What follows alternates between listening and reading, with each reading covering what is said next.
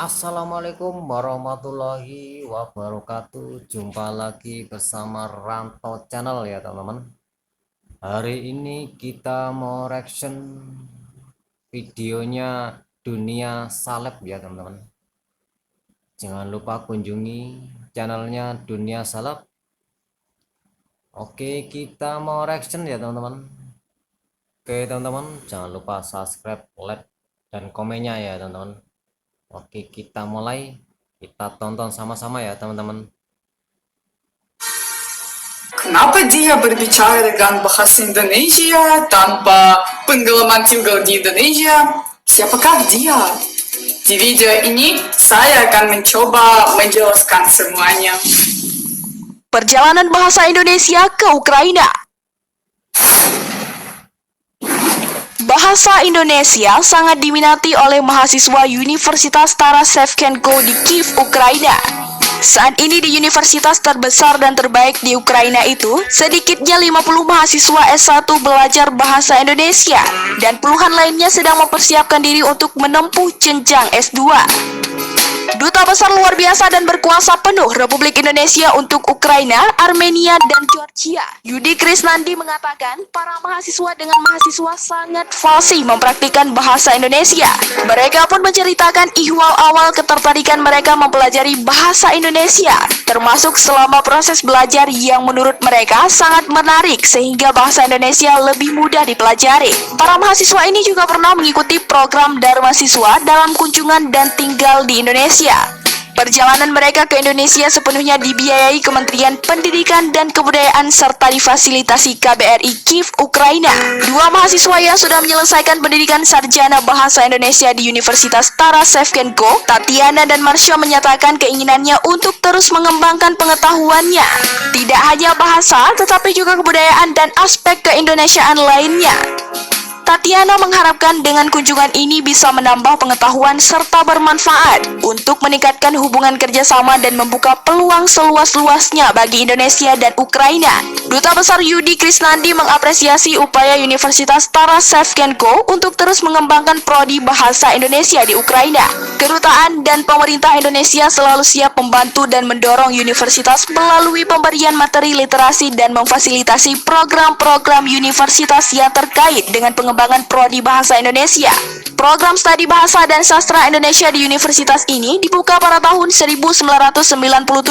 Program ini bertujuan sebagai upaya Indonesia untuk memperkenalkan dan juga diplomasi budaya Indonesia kepada Ukraina. Dengan demikian, kedua negara bisa saling bertukar budaya, sekaligus menjalin kerjasama dalam hubungan bilateral. Namun, karena kurangnya sumber daya pengajar saat itu, prodi bahasa Indonesia saat itu sempat ditutup dan kembali dibuka pada tahun 2012. Saat dibuka kembali, pihak Indonesia sempat sedikit pesimistis akan animo dari anak-anak muda Ukraina untuk belajar bahasa Indonesia, sebab bisa jadi mereka tidak mengetahui tentang Indonesia, ataupun mungkin ada yang masih tidak tahu Indonesia itu di mana.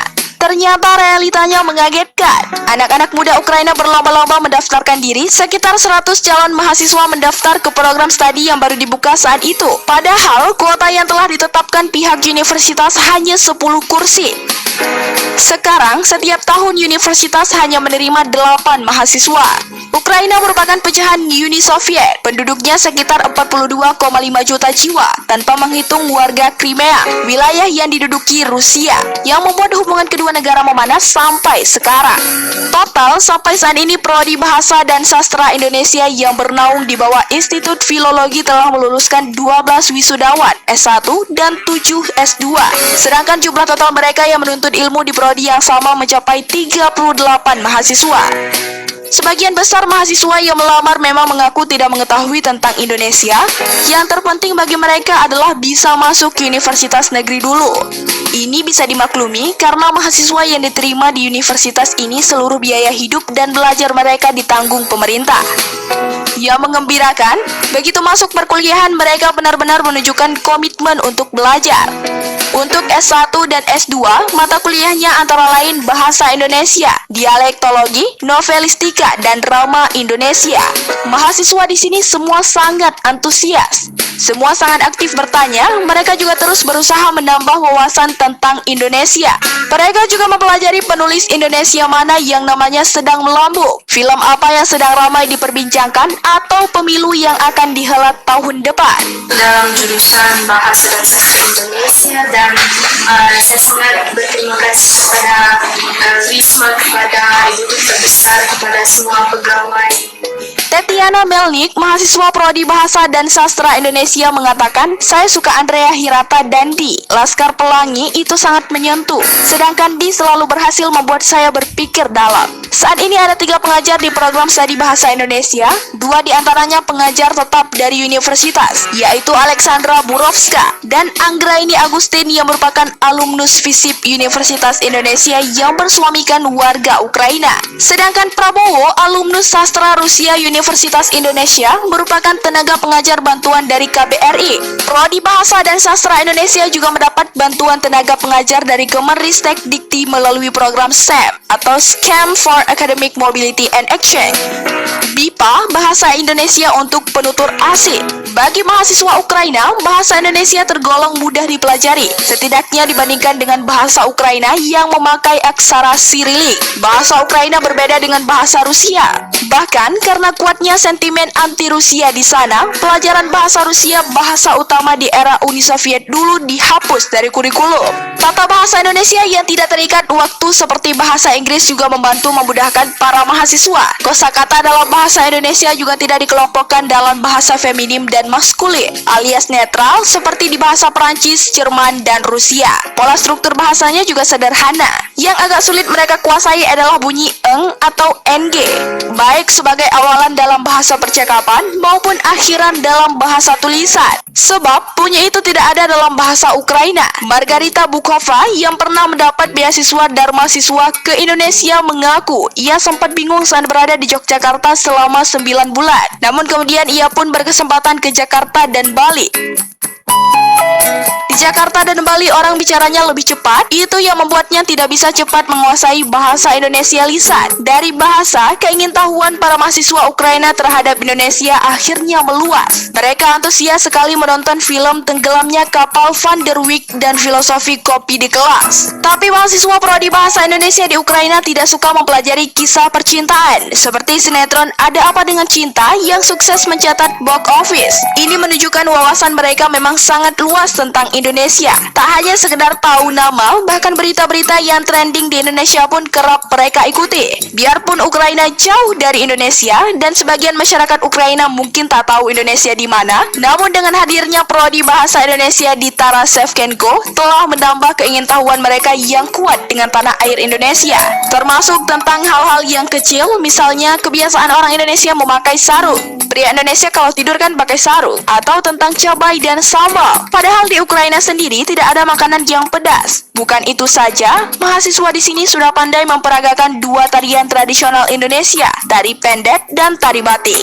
Dan tentu yang tak kalah menyenangkan melihat bagaimana antusiasnya mereka bermain dakon di dalam kelas. Meski ya itu tadi, harus didahului perdebatan tentang gajah, semut, dan manusia. Sejak dibuka lagi pada tahun 2012, sudah ada 23 mahasiswa prodi yang mendapat beasiswa Dharma Siswa.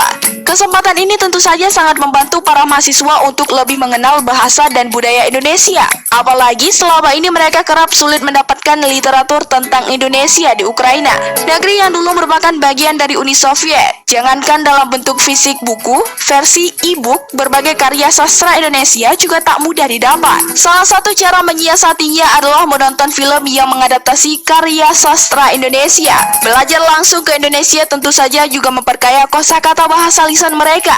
Kata keren tadi salah satunya. Juga kata-kata berawalan ngeh seperti ngobrol atau ngomong. Selain itu, Bukova juga sangat terkesan dengan keramahan orang Indonesia, murah senyum dan hangat, sesuatu yang tidak setiap hari ditemui di Ukraina.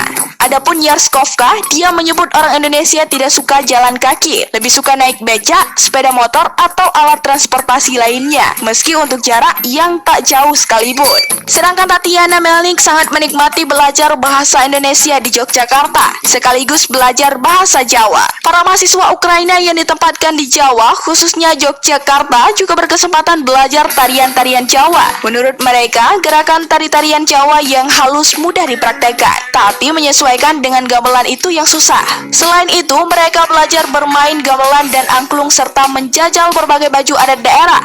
Mereka tampak sedikit kesulitan saat memakai jarit, kemben, atau stagen, tapi mereka antusias. Kerap diselingi canda tawa setiap kali melihat ada teman yang kerepotan. Menurut Tatiana, itu semua penting untuk kian menambah wawasan tentang Indonesia. Jadi, tak hanya mengenal Indonesia dari bahasanya saja, tetapi juga ragam budayanya. Dan dari apa yang dia pelajari dan lihat sendiri tentang Indonesia itu, kemudian dia getok tularkan ke rekan-rekan dari luar prodi atau keluarga besarnya.